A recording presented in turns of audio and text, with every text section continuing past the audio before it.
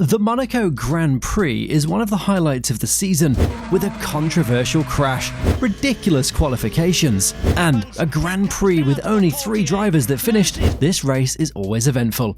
These are the most iconic moments in the history of the Monaco Grand Prix.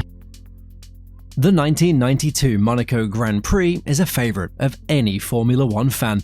With a dominating driver, a masterclass in defensive driving, and a late race tyre failure, it was everything a fan needed.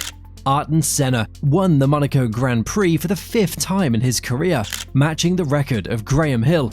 It didn't come easy for him because Nigel Mansell in his Williams was incredibly fast. Mansell claimed his 6th pole position of that season on Saturday, with a gap of 8 tenths to his teammate and more than 1 second over Ayrton Senna, who qualified in 3rd. This enormous advantage carried on for the race on Sunday. Mansell started the race from the 1st position, led that race comfortably, and extended his lead to 30 seconds. Senna was in 2nd after a strong race start. The gap is mind-blowing. A lap around Monaco takes only a bit more than a minute to complete. In lap 70, everything went wrong for Mansell. He had a loose wheel nut and needed to pit. The problem forced him to change tyres. Despite his 30-second lead over Senna, he came back on track behind him with 8 laps to go. Mansell had to do everything to win the Monaco Grand Prix. In only 2 laps, Mansell closed the gap from 5.2 to 1.9 seconds. In the final 3 laps, one of the most iconic battles in Monaco occurred. Mansell tried everything to get ahead of Senna. With fantastic defensive driving, Ayrton Senna managed to keep the faster Nigel Mansell behind him and won the Monaco Grand Prix. This was his 4th consecutive win at the circuit and his 5th overall win at Monaco. With Kimi Räikkönen off to his yacht after a crash, Red Bull Racing's first ever podium, and a weird crash in qualification, the 2006 Monaco Grand Prix was an eventful edition. But it will not be remembered for the race, all because of Michael Schumacher. The legendary German driver was in a title fight with Fernando Alonso for the 2nd year in a row. Schumacher had the fastest time in the qualifying session, but Alonso was coming for the pole position. Everybody knows how important qualification is in Monaco, and Schumacher decided to do something controversial. With Alonso being 2 tenths faster, Schumacher said he locked up the front and went wide. He slid into the barriers at Rascasse Corner, blocking the track for everyone behind him. Alonso's lap was compromised, and he qualified 2nd. Everyone in the paddock said it was a deliberate act, and Schumacher was sent to the race stewards. They disqualified him, and he needed to start last for the Monaco Grand Prix of 2006. The race was won by Alonso, but Schumacher didn't go unnoticed. For a track that is known for its immense difficulty to overtake, the German overtook 11 cars, one of his best performances in Formula One. Before we go on with the video, including Ricciardo's heartbreak and a Monaco Grand Prix with only 3 drivers that finish, I want to ask you for your help. I'm trying to reach 1,000 subs by the end of the year, so I'd really appreciate it if you'd subscribe and help me out. Okay, let's go further with the video. Ricciardo's heartbreak. In 2016, we had rain, a safety car stint, and a failing pit crew that took a guaranteed win away. It was a heartbreaking moment for every Daniel Ricciardo fan and himself. After taking his first ever pole position in Formula One on Saturday, Ricciardo positioned himself perfectly for a race win, with the race starting behind the safety car because of the rain. The race eventually started on lap 7. By lap 16, Ricciardo had a race lead of 13 seconds and was leading comfortably. After the first pit stops, Ricciardo came out behind Hamilton, who was in 1st place now. He closed the gap really quickly, and when Hamilton did his pit stop on lap 31, it was Ricciardo who regained the lead. The Red Bull team decided to make another pit stop, and here it all went wrong. Ricciardo's engineers decided last minute to not equip slick tyres, but intermediates. While coming into the pit, the team was scrambling for the right tyres. This led to a long pit stop, and Hamilton regained the lead. Ricciardo tried everything to overtake Hamilton, but for more than 45 laps, he couldn't make it happen. Even with rain in the closing laps, Ricciardo finished 2nd. Understandably, he was furious and blamed the team. It wasn't his choice to pit, and the team was just not ready for him. Ricciardo got his redemption in 2018 when he finally won the Monaco Grand Prix.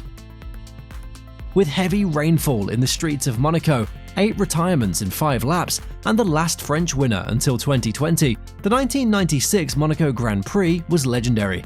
In 1996, we still had warm-up sessions before the race. In these sessions, the drivers could prepare themselves for the upcoming race and feel if the car was right. In between the warm-up and the race, heavy rain fell, and the drivers got 15 additional minutes to get used to the wet streets of Monaco. In the warm-up session, 3 drivers went off but could continue. Several drivers wanted to skip the warm-up, and the footwork team did not participate because they didn't have any spare parts. At the race start, pole sitter Schumacher was overtaken by Damon Hill. Further back was Jos Verstappen on slick tyres, who slid straight into the wall. 2 Minardi drivers eliminated themselves. Schumacher lost control and hit the wall, and Barrichello spun and retired.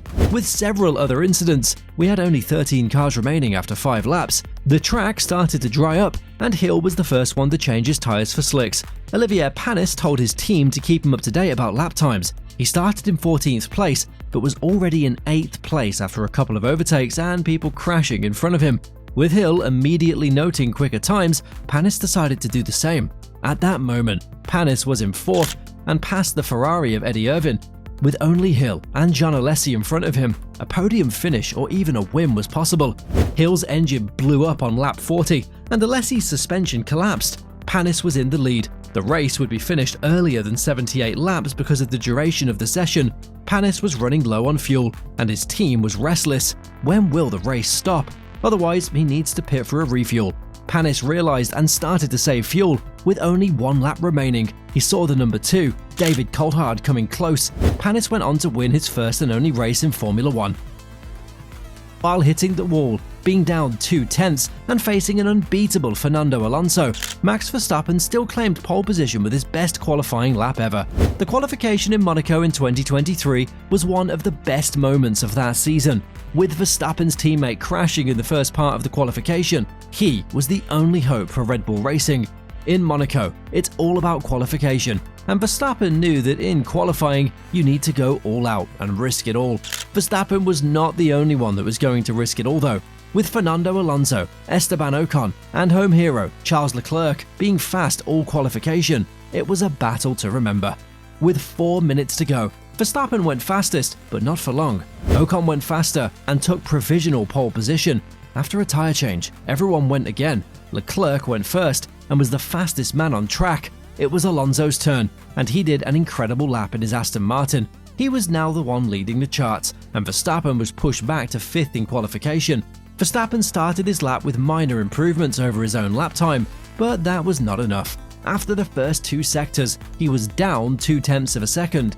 With the 3rd sector being the shortest of them all, it was almost impossible to go faster, but somehow Verstappen did it. He touched the wall multiple times while seeking lap time. This normally means a crash in the streets of Monaco. At the start-finish, he touched the wall again, but went faster and made up almost 3 tenths of a second. This was arguably one of the best qualifying laps of Max Verstappen and of the Monaco Grand Prix ever.